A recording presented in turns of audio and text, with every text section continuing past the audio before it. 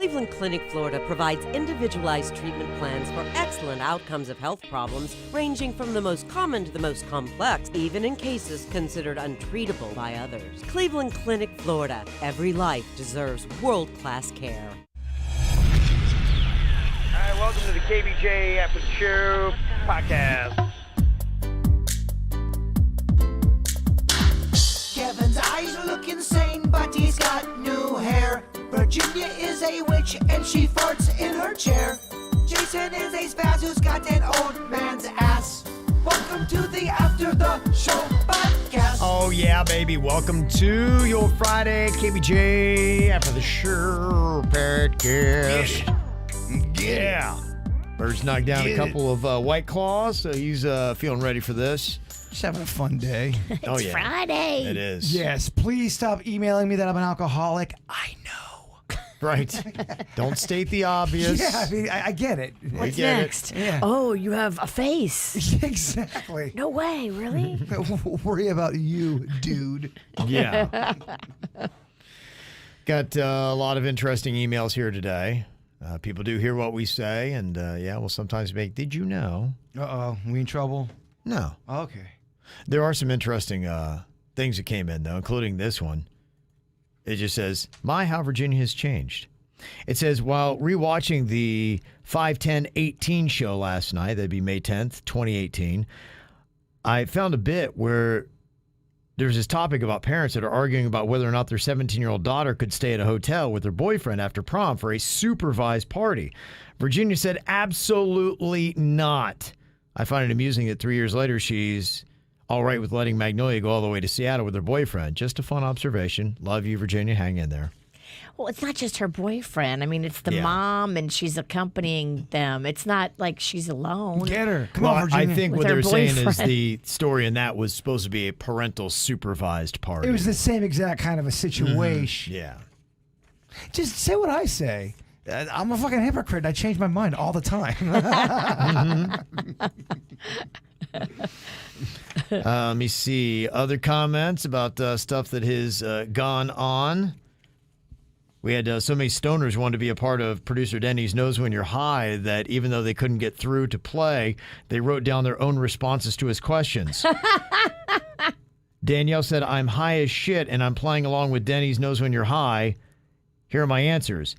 How would you make a group of hamsters scary? I would make them 20 feet tall and super pissed about the spin wheels. Okay. What movie do you think would be the worst musical? She said Jurassic Park.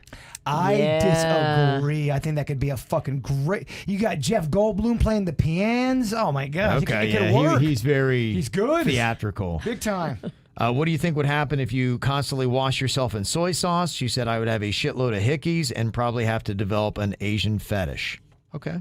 Those are high answers. I like me a soy sauce. Me too. They're good. Yeah. If it wasn't so high in salt. Yeah, but baby, don't read the comments. Well, I mean, I get puffy.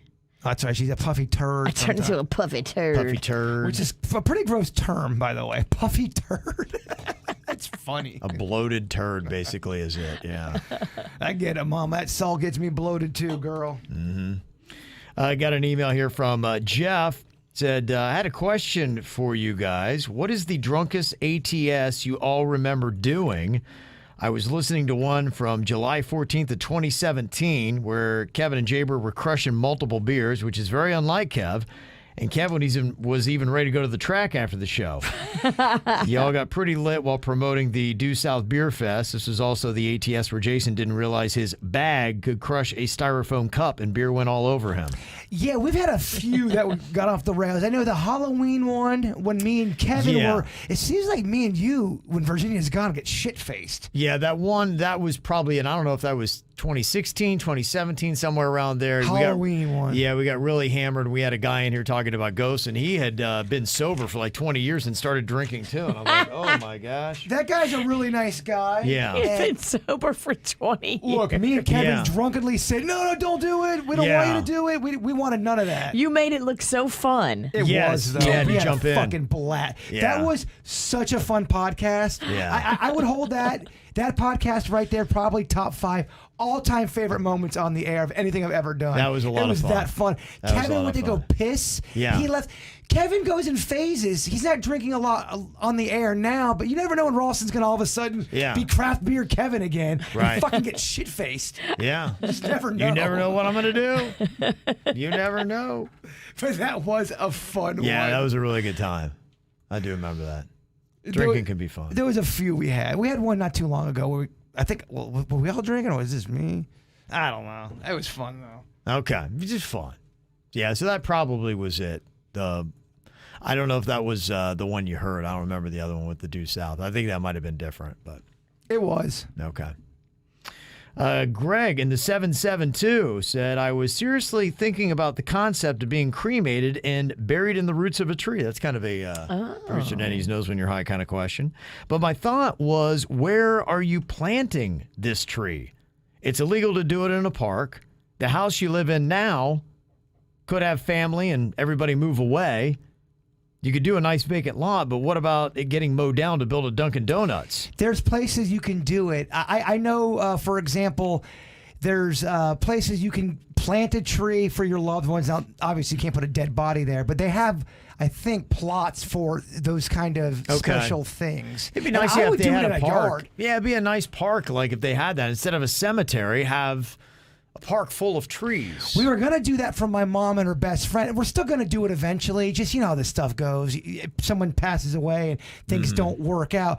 But they both loved the park in North Palm Beach. We used to call it the Daisy Park, but it's not called that. It's right off of US 1 in North Palm Beach. Very cozy off the Intercoastal. I think it's called Anchorage Park. No, or it's a something. different one. I love that park too. This one's right on On the Intercoastal. Yeah, and they have spots where you can buy benches and dedicate that to your loved ones. And we thought about doing a bench for them because they loved that park so much. Mm-hmm.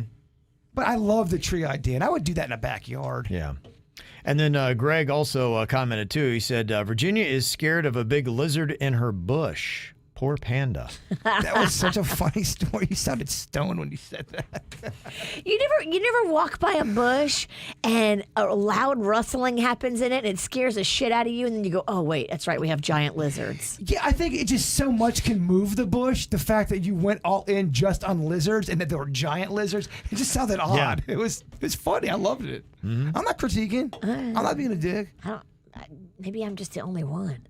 I jump about 10 feet when the bush starts shaking and I know there's a... No, Well, we in get Florida, it. you don't know what it could be. Yeah, for me, it's either lizards or squirrels typically, but there's always that thought in my mind that it could be a python or, A man with an axe. yeah, something that could come out real, What would you rather deal with? You look down and there's a big ass python that just got into your house, or a man with an axe. He's got a clown mask on. Python. You'd rather deal with the python? Definitely. Yeah. Definitely. Okay. Thought this is interesting because of the name. Just to comment, we were talking about Russian roulette. How much would it take for you to play one round? Jaybirds was at $5 million. I was at 10 before I'd even consider. Would you really do it for 10 million? Think about it. I'd consider the it. gun is here. That's where I start considering it. Oh, Kevin. Yeah. But just think about the rush consider it. if you live. Holy fuck, Yeah, if you we're gonna live, have a party. and keep in mind, it's only a 1 in 6 chance of death. Oh my gosh. So, there is still a good chance that you would make it. And then There's you'd a have good $10 million. And if, you did blow your brains out, your family at least gets $10 million. I'm like, I had a good long life. I know what my family would say. I don't want to die. Do it. You'd be chanting from the rafters. Oh, yeah. I'd have to do it. Don't tell them. I ain't ready to leave this rock yet, though, dog. I hear you. But this comment said, if you did the Russian roulette game, if Kevin ran it for Jaybird, it would be rigged. And why I find that interesting is it's a comment from a guy named Nick Riggio. Oh, you need to take that last name. You need to marry Nick and take his Riggio. last name. Riggio. Kevin Riggio. Kevin Riggio. That's good. I like it. Yeah. Some emails about the Grape Nuts comments that happened. We were talking about cereals today, and the conversation about Grape Nuts came out. Who would buy that? I had, it's been a while, but I had gotten Grape Nuts once upon a time, probably 5 or so years ago. Please and don't defend Grape Nuts. I would put some of the stevia on there to give it a Motherfucker's sugary defending- rush. He's defending. He's defending And grape nuts. I would put And you're in the room. bananas, strawberries, and blueberries on it, so I'd have a lot of fruit in there. And I just remember kind of with the milk in it, I enjoyed it, and I thought that it was healthy. That's why I did it. You enjoyed the bananas and the blueberries and the milk. You did not enjoy the grape nuts. The grape nuts is a vehicle I of agree. bullshit. It is. It's one part of the process. You don't just get grape nuts, and you know how like other cereal, you open the box and just start eating it. No, you don't do that with grape nuts. No. Two things make me fucking pissed in the store: grape nuts and Hunt's ketchup. It's bullshit, man. What if you had to eat Hunt's ketchup on grape nuts? That would be the worst punishment for me. I would be fucking pissed. Coming up this week on Do It, Bitch. That is a good. If you do Yeah. want to get my goat, that's a good punishment. Make me eat Got to go Hunt's through ketchup. a bowl of grape nuts with Hunt's ketchup. Shit, that man. All right, that's disgusting. Tuesday. That's disgusting. That's Tuesday. Grape nut ketchup. Would you hate that too? That'd be awful. Because you hate ketchup. Anybody would hate that. Oh, and you have to eat the whole bowl. Disgusting. Yeah. Okay. I love it. Got a comment here from Brandy. She said grape nuts are the bomb. Just add tons of sugar. That's what she says. And I just turned 94. And Marcia, she said that I was just listening to your discussion about grape nuts, and I wrote in because my husband is on a huge grape nuts run right now. He just came home with 2 more boxes. Here's the way you do it. You add milk, sugar, and lots of butter. Then you heat it in the microwave for a minute to a minute and a half, depending upon how soft you want it. And it makes the world's best hot cereal like oatmeal, only way better. Or should I say butter? Okay, here's the thing, motherfucker. And I'm saying that in a very loving way. In a very loving way. You're not talking about straight up grape nuts. You've doctored the grape nuts.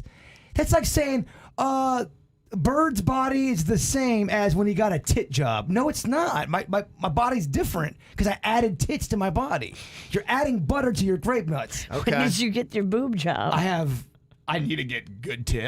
I got fucking awful tits right now. I got flat, misshapen titties.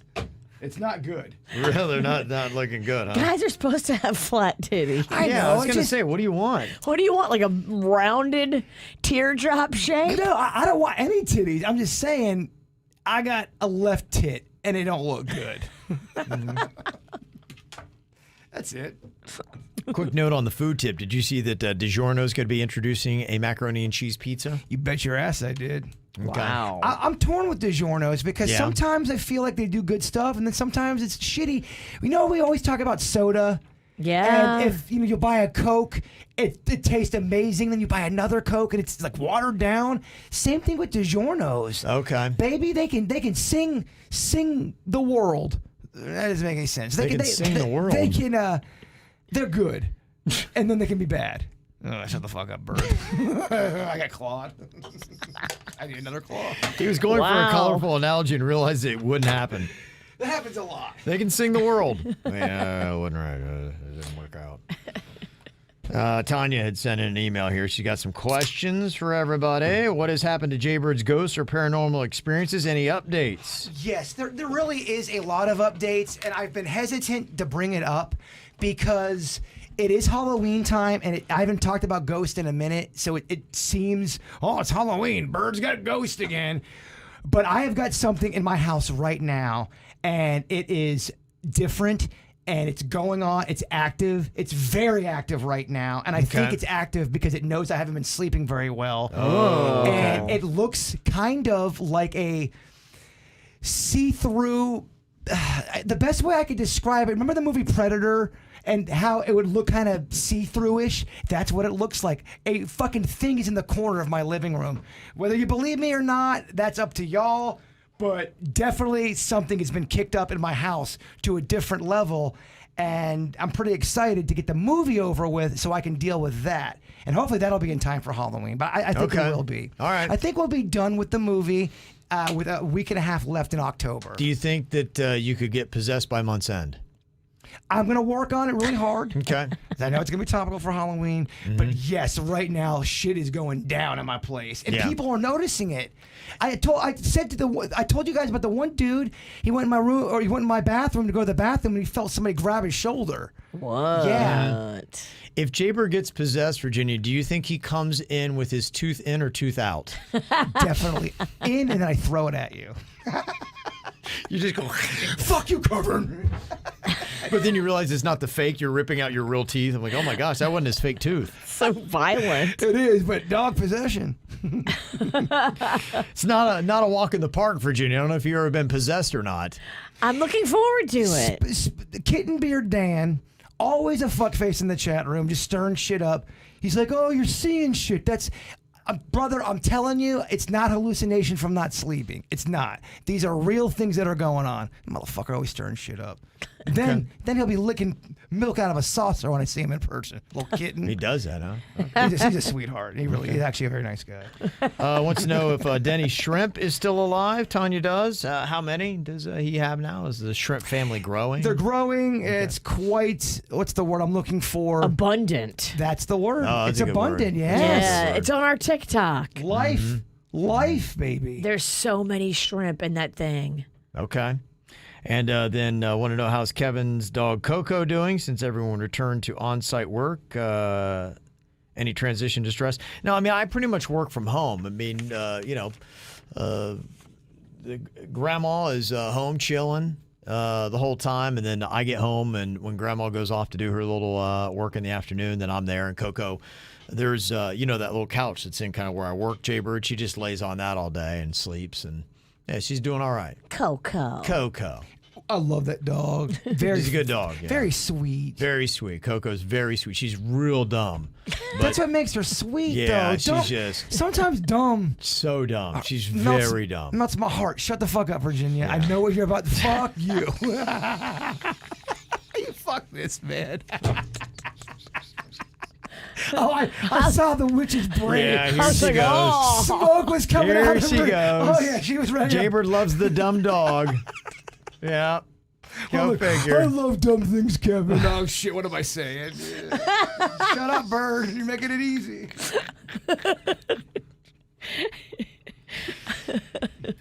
We got Milika, who sent an email and said, last night I stumbled on a WWE-themed interactive spooky special that I thought Rocco would love. It's called Escape the Undertaker. The show features a WWE team, The New Day, and they have to find a hidden urn in the Undertaker's spooky house. It's interactive, and you choose their path and where to go in the house. I started to watch it, but it was kind of cheesy and seemed geared towards kids. Yeah, I think it is. It's more suspenseful than scary. I thought of Rocco with the wrestling and the interactive approach. And yes, Virginia, it's on Netflix. You know Undertaker, Virginia? I like the Undertaker. So I told you all about that special they keep running. It's called The Dark Side of the Ring, and it's really it's to expose all of the wrestling shit that went on. And they're trying to cancel Undertaker for him being a bully. Some dude came out and said, he's not going to get canceled. Undertaker is beloved in the wrestling community. Mm-hmm. They look at him as a god, really, behind the scenes.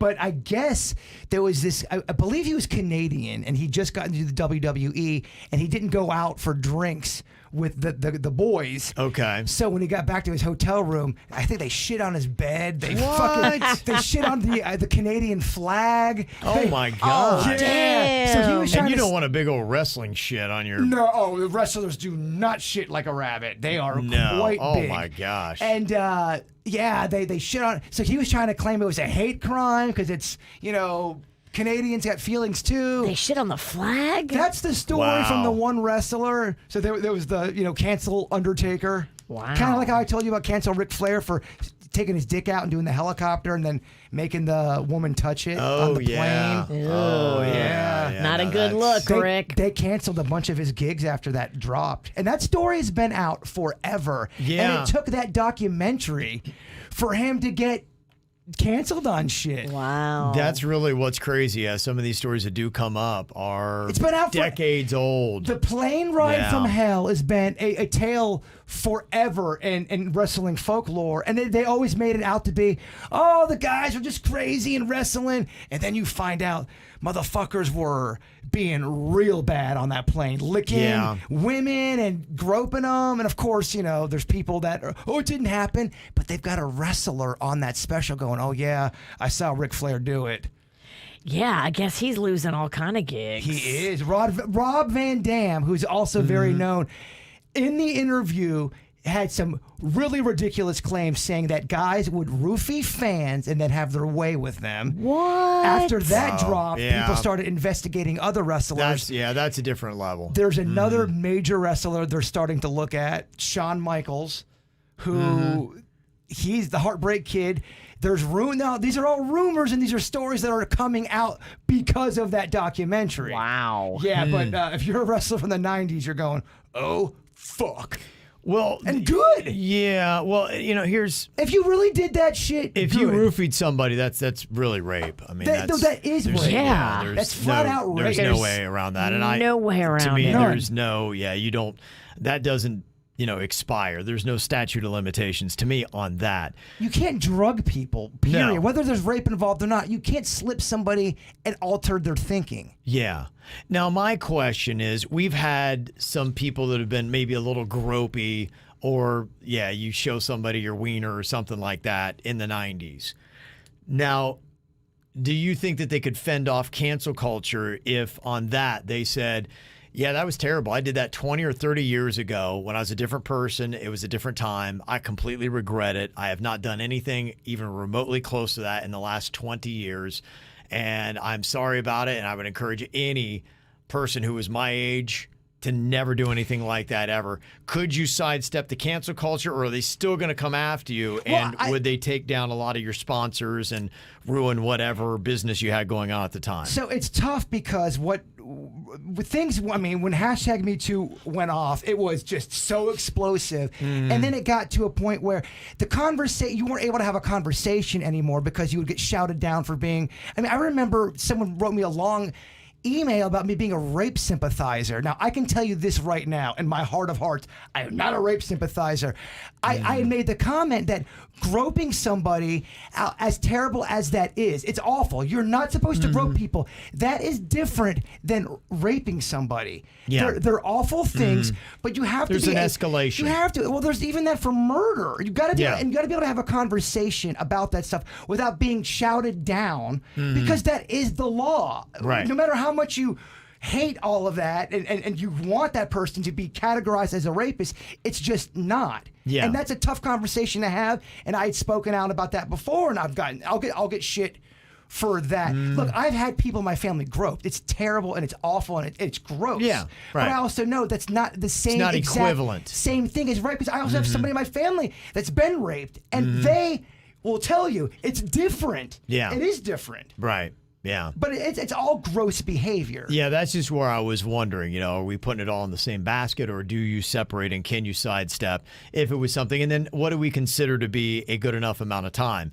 Is it at least a decade, multiple decades? Are you okay? What if it was in the last 5 years? What if it was in the last 2? For example, we were at an event before, and this woman came up and grabbed my dick, and it was I said I was sorry. It was uncomfortable. I didn't Yeah. like it. If she was to fully apologize to me, and I don't even need the apology. I'm just saying I can forgive if you realize you were being a pig. Yeah. If you understand your behavior was bad, and she said, Bert, I'm sorry. I don't need a press conference. I don't need to take her down. Right. I don't need her to lose her job. You had a bad moment. She had a bad You moment. recognized it. Now it's the people that keep doing it. Sure, that are yeah. piggy. Yeah. They don't learn their lesson. An apology means nothing if you keep repeating it. Absolutely. You know, apologies and repentance are different. Repentance is turning away from something and not doing it again. Apology really can mean nothing if it's something that you're going to do again tomorrow night. I mean, I have the Ralston mentality when it comes to forgiveness. If you really are sorry in your heart and you genuinely made a mistake and you know that, that's how I was raised. I was raised, you're gonna fuck up. And I know we're talking about something as serious as sexual stuff with groping and all that, but I'm just talking in general when it comes to forgiveness. Now, when the crime gets worse and it's terrible, it's tougher to forgive, man. It just is. That's the human spirit. Sure. And there is forgiveness, and there's also that you need to pay off. There needs to Totally. be, you know, some repercussions that happened because of this. There's consequence. It got to a point where you couldn't even have a conversation without. We were afraid to talk about shit because if you said the wrong thing, oh fucking you motherfucker, you were a terrible person. Yeah. And you got to be able to have conversations. I agree. Yeah, I'm all for that. It's a crazy time. Now someone will email the show and go, the fucking one woman on the show didn't say one fucking word, and Bird's a goddamn man. And, No, I was should've just said GD. Sorry, I never said that. Sorry. that Ric Flair stuff is crazy. It is, and that's terrible behavior. Ooh. And well, there was a wrestler that defended him, and he got canceled. He basically was saying. He kind of had the whole mentality, boys will be boys. Dude.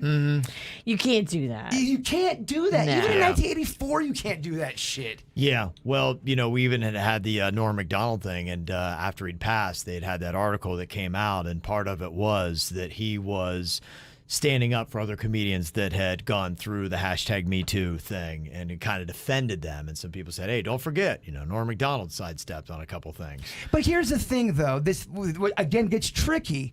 Where were these claims when Norm was alive? He's dead now. So you're going to always get people. I'm not saying that Norm didn't do anything. In 2018, he did go through it a little bit. If you remember back to 3 years, I do remember there were some people that, didn't like, I guess, his take on some things. His take, his opinion on things is different than groping somebody. Sure. Yeah, absolutely. But then what was accompanied with that was that comedy clubs had to really watch Norm because he'd get a little handsy with some of the female staff, and they'd be like, you need to have somebody that is with Norm so that he doesn't do that, was what the article had said. Now, this is an interesting email. Somebody wants to remain anonymous, but it's about Norm Macdonald. It says, back in 1998, I worked for the singer-songwriter Jewel, who you might know. That's cool. And we were on a 6-week promotional tour to 11 different countries and had to come back to the States so that she could film for MTV Unplugged, SNL, and David Letterman all within 5 days. Wow, what a cool job. I know, right? Well, while we were on SNL, arriving there around noontime, as they film each sketch 3 different times before going live to see what works and what to change and what to cut. It was very interesting watching it all happen. Well, around 4 p.m., it was break time, meals for the staff and crew. So I went down this back staircase passing John Goodman, and there was a cafeteria-type setting with just a bunch of tables spread out and a buffet-style food section.